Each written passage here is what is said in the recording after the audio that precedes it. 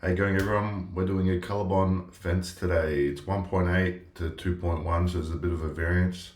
It's not something I usually do, but we've been a little bit quiet just as I just got here, so here it is anyway. It's this existing asbestos fence. You know, it should be probably professionally removed, but I can YOLO. So just nipping off all them little bolts.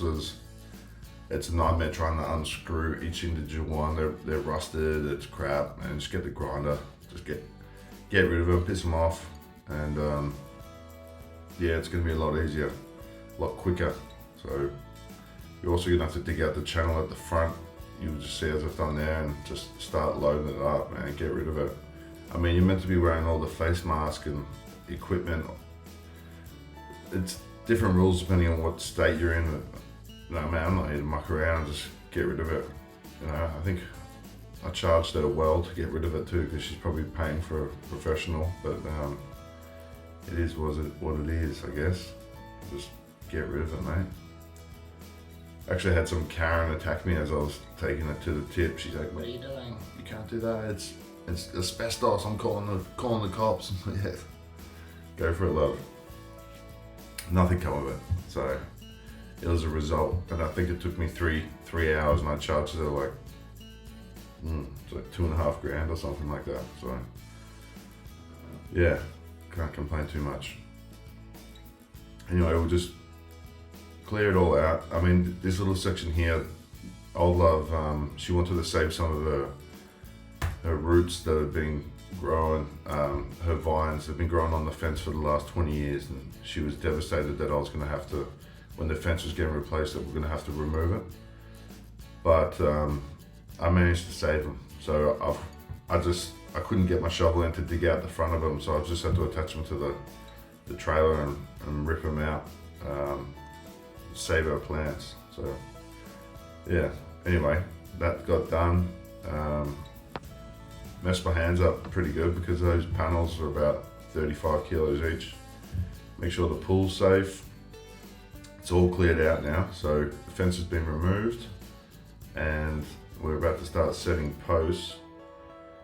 So you're going to want to set up your string on the boundary line. So you'll know where your boundary line is. I've gone off the existing fence and I've attached the post, and then I've whacked a string on all the way to the other end.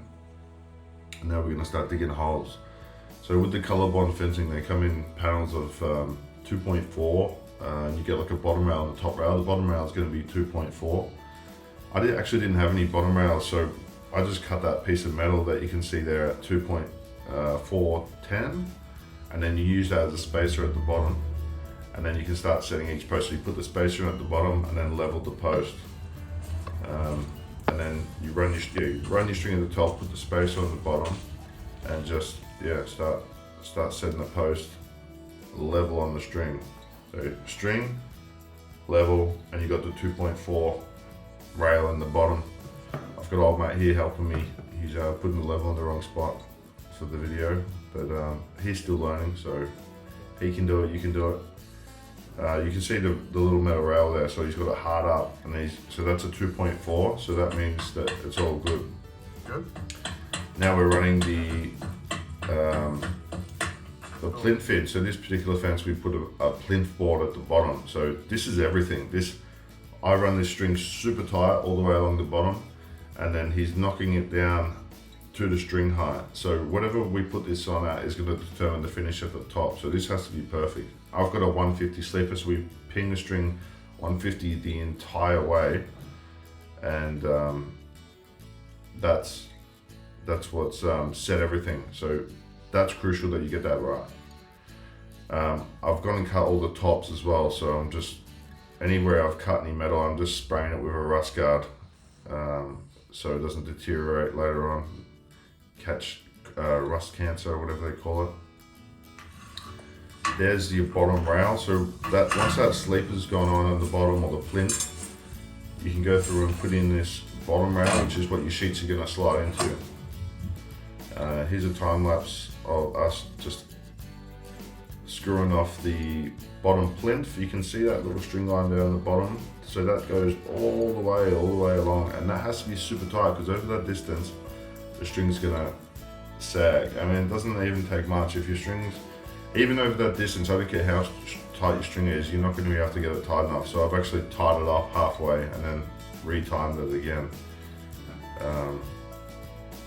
And then yeah, so I'm going through and cutting all the tops now, and I can work off my measurement from that bottom rail. So I know the fence is 1.8, so I can measure from that bottom rail to the top 1.8, cut a square line, run through, grind it, and then spray it.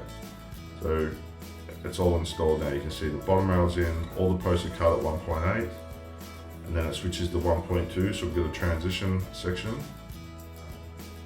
and that just runs the whole way, nice and simple, right?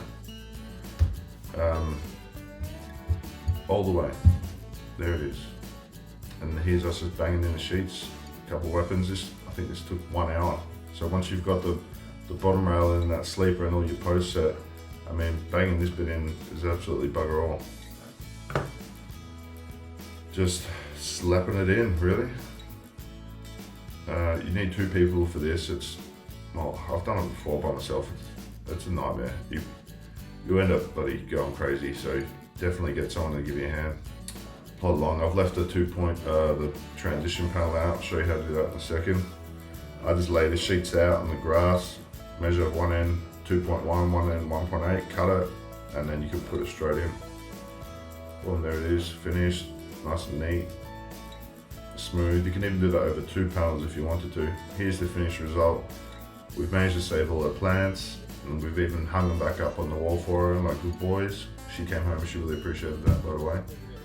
Didn't give us any extra money or anything, but yeah, she liked it. So thank you for watching. And there's your COLORBOND fence. Simple, easy, probably won't be doing it again, ever, maybe. There it is.